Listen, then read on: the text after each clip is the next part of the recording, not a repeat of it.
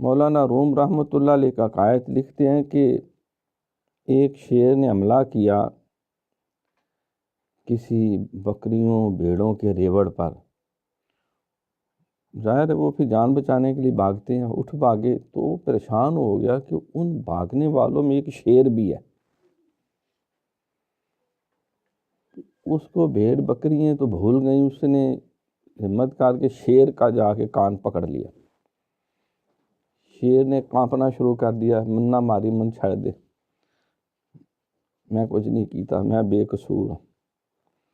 اس نے کہا کھوتیا الو دیا چما، تو کیوں بھاگ رہا؟ یہ تو بھیڑ بکریاں ہیں، ان کا تو کام ہے، شیروں سے ڈرتی ہیں بھاگتی ہیں، تو شیر ہے، تو دیکھ نہیں رہا تیرا منہ بھی میرے منہ جتنا ہے اور تیری مونچھیں بھی نکلی ہوئی ہیں اب تو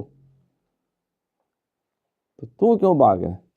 وہ کانپتا جانے نہیں، میں بھیڑ ہوں، میری اماں بھیڑ ہے، میرا ابا بھیڑو ہے،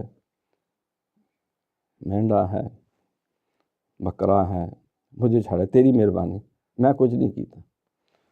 اس کو اور اس نے کان کھینچا زور سے، کہا بھوتنی کے ادھر آؤ تم۔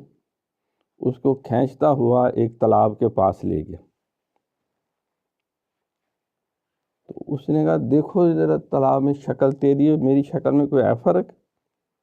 بیوقوف، تو شیر ہے، تیرا فادر شیر ہے، لائن ہے، تیری اماں شیرنی ہے، تو بادشاہ جنگل کا، تو کیوں بھیڑ بکریوں کی طرف بھاگ؟ وہ آگے ہو کے جب وہ دیکھ رہا تھا نا تالاب میں شکل، تو پھر شیر نے ماری ایک بڑک،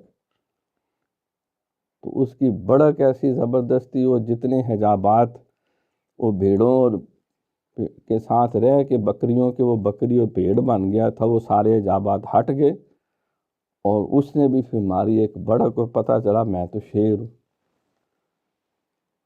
تو وہ پھر جنگل کا بادشاہ جو ہے بن گیا۔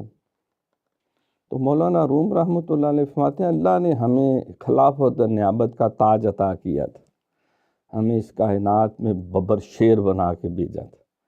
لقد خلقنا الانسان فی احسن تقویم، بڑے فخر سے کہا تھا فرشتوں کو انی اعلم ما لا تعلمون، چلو منہ دو وہ جا کے، تم نہیں جانتے جو کچھ میں جانتا ہوں۔ یہ حضرت انسان، میں نے اس کو اپنی خلافت و نیابت کا تاج عطا کیا۔ اذ قال ربک للملائکۃ انی جاعل فی الارض خلیفہ،